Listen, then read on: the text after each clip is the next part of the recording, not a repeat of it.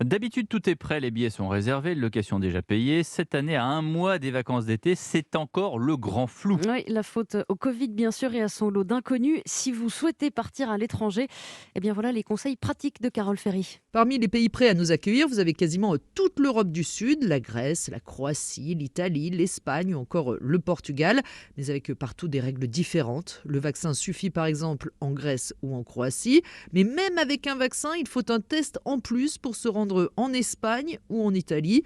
En Europe du Nord, l'Allemagne demande toujours une quarantaine de 5 jours si vous arrivez de France. Donc vous voyez, aucune homogénéité pour le moment au sein de l'Union européenne. Des discussions sont en cours sur le fameux pass sanitaire et on devrait en savoir plus d'ici fin juin.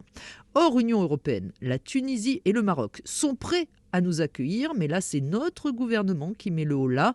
L'isolement de 14 jours reste obligatoire à notre retour si on part dans l'un de ces pays et difficile de savoir si cela va changer d'ici cet été. Enfin pour les États-Unis, la France est prête à accueillir les touristes américains, mais ce n'est pas réciproque pour le moment. Tout ça, bien sûr, peut encore évoluer d'ici l'été. Précision de Carole Ferry du service économie d'Europe.